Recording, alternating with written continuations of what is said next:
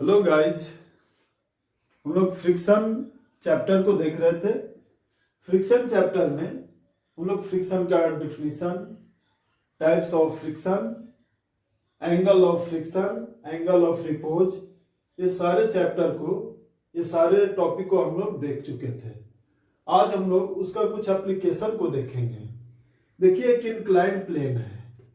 ये एक incline plane है जिसका एंगल थीटा है। इस पर एक ब्लॉक को रखा गया है।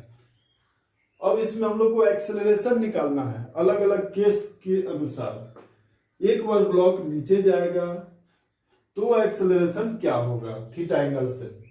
एक बार ब्लॉक ऊपर जाएगा तो हम लोग इस पर फोर्स दिखाएंगे और एक्सेलरेशन को निकालेंगे।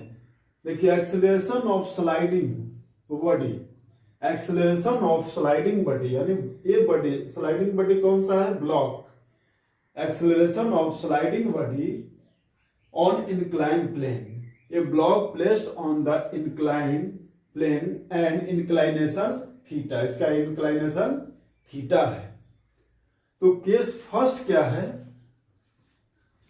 When block slides down.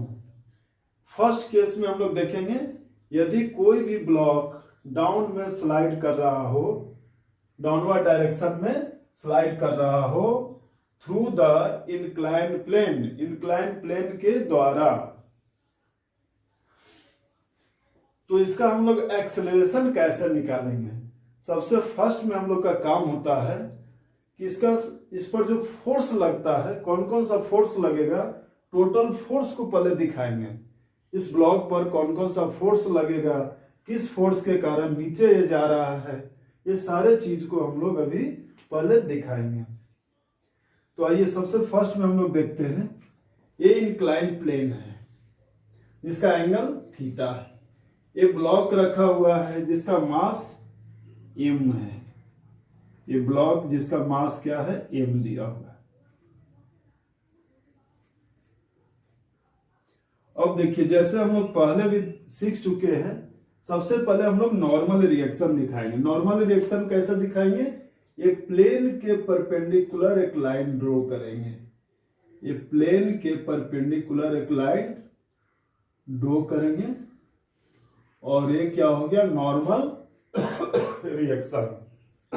ये फोर्स को हम लोग क्या बोलेंगे? Normal reaction. इसके जस्ट नीचे, इसके जस्ट नीचे mg हमेशा कैसे लगता है? mg हमेशा नीचे की ओर लगता है। mg हमेशा कैसे लगेगा? नीचे की ओर। यहां पर देखिए, ये क्या हो गया?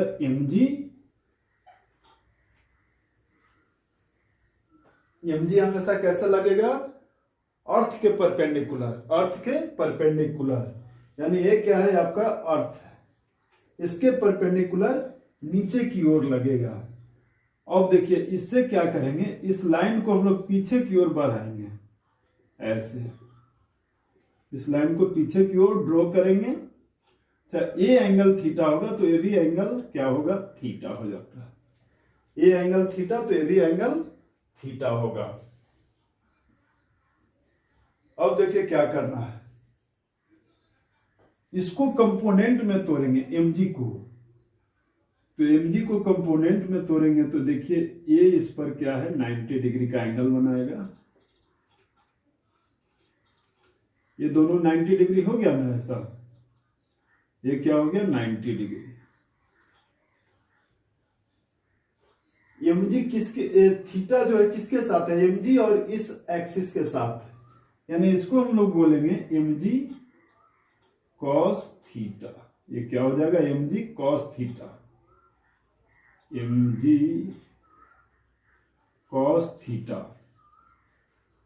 और जिससे एंगल दूर रहता है, जिस एक्सिस से एंगल, ये जो एंगल है ये थीटा से दूर है, यानी इसको हम लोग क्या बोलते थे?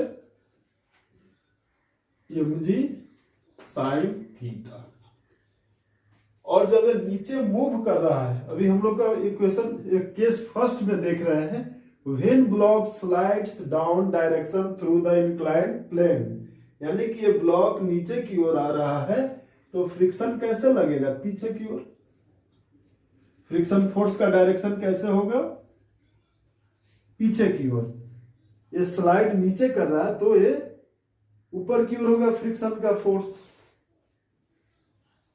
अब हम लोग देखेंगे नॉर्मल रिएक्शन किसको बैलेंस करता है, mg cos थीटा का को।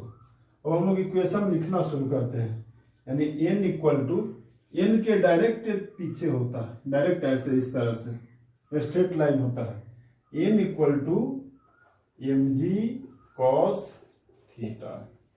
इक्वेशन फर्स्ट, ये एक दूसरे को क्या करेगा, बैलेंस करेगा। इसके कारण ना आगे जाएगा ना पीछे जाएगा। ये क्या करेगा, सिर्फ एक दूसरे को बैलेंस करता है। ये जाएगा नीचे, किस फोर्स के कारण ये नीचे जाता है, तो mg sin थीटा, नीचे में कुछ ज्यादा फोर्स लग रहा होगा जिसके कारण ये नीचे जाएगा। और ये फ्रिक्शन क्या करेगा, इस ब्लॉक के वेलोसिटी को या रिलेटिव मोशन को अपोज करेगा। यानी जब हम लोग इक्वेशन लिखते हैं, न्यूटन्स लॉ ऑफ मोशन में हम लोग बहुत सारा इक्वेशन को लिखना सीखे थे एप्लीकेशन में। उसमें क्या था, जब नीचे जाता था तो उसको प्लस बोलते थे, जिसको ए अगर अपोज कर रहा है तो इसको क्या बोलते थे, माइनस बोलते थे।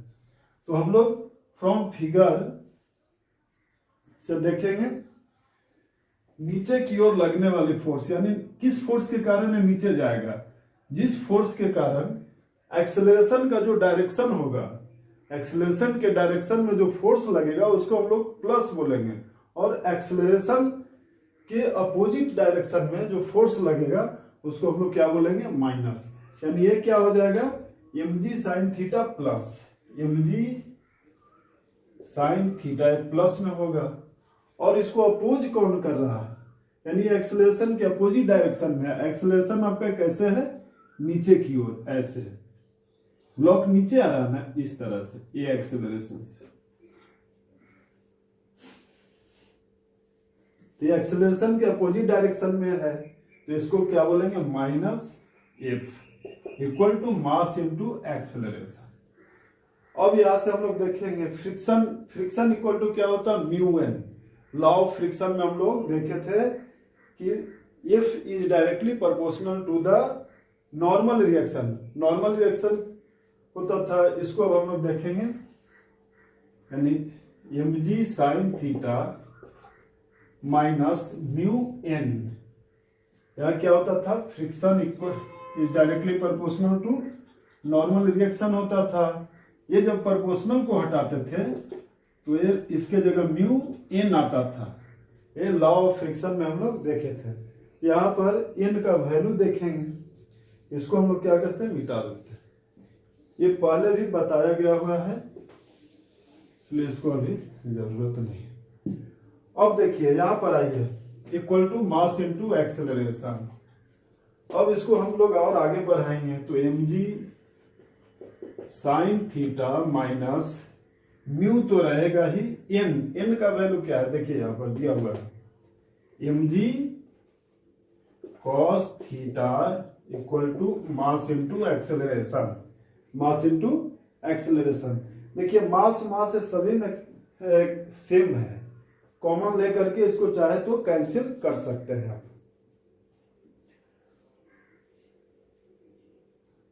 हम लोग को निकालना क्या है, हम लोग को निकालना है एक्सेलरेशन।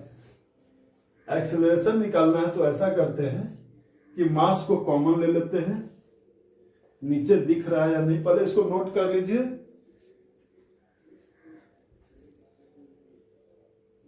इसके नीचे नहीं दिखेगा, मैं यहां लिख देता हूं, इक्वेशन को मैं यहां लिखता हूं। देखिए यहां से मास को हम लोग कॉमन लेंगे, यानी मास को कॉमन लिए तो ये हो गया g sine theta minus mu g cos theta equal to mass into acceleration. अब देखिए यहां से क्या करेंगे, मास को कैंसिल करेंगे, मास को कैंसिल करेंगे, यानी a का वैल्यू आपका आ गया g। यहां पर g को भी कॉमन ले सकते हैं, g sine theta minus mu cos theta, यानी एक्सेलरेशन का जो वैल्यू आ गया आपका वो कुछ इस तरह से आ गया। जब ये डाउन डायरेक्शन में जाएगा तो एक्सेलरेशन आपका कितना आ जाएगा, ए इक्वल टू जी, इसको ब्रैकेट में डालिए, sign theta minus mu cos theta, ये वैल्यू आएगा। इसको नोट कर लीजिए। इसमें बहुत सारे अभी केस है, इसमें अभी एक बार ब्लॉक को ऊपर चलाएंगे तब क्या होगा, अब उसको देखेंगे। इसको पहले नोट कीजिए,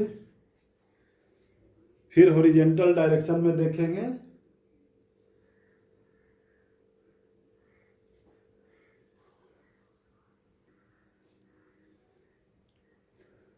देखिए ये इक्वेशन हम लोग को आ गया है। यहां पर म्यू क्या है, म्यू क्या है, कोफिशिएंट ऑफ फ्रिक्शन है। इसको हम लोग क्या बोलते हैं, कोफिशिएंट ऑफ फ्रिक्शन। ये एक कांस्टेंट टर्म होता है, ये क्या होता है, एक कांस्टेंट टर्म होता है।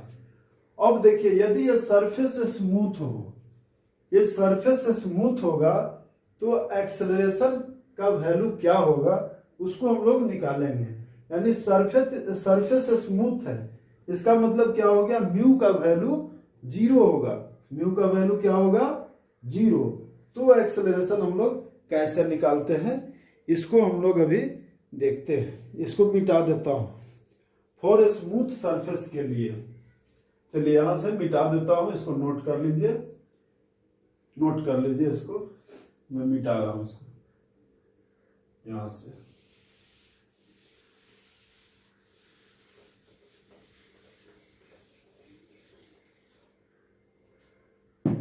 फॉर स्मूथ सरफेस, फॉर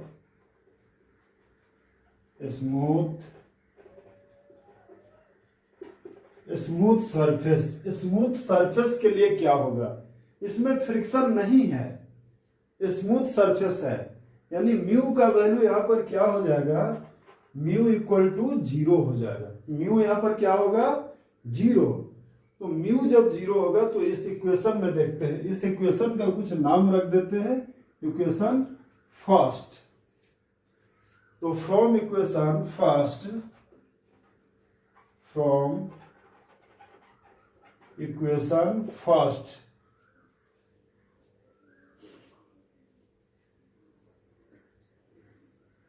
और फर्स्ट इक्वेशन से हम लोग देखते हैं तो a इक्वल टू जी हो गया साइन थीटा माइनस ये म्यू का वैल्यू क्या होगा, 0 कॉस थीटा। अब देखिए ये पूरा टर्म क्या हो जाएगा, 0, ये पूरा टर्म क्या हो जाएगा, 0, यानी a इक्वल टू आ गया जी साइन थीटा।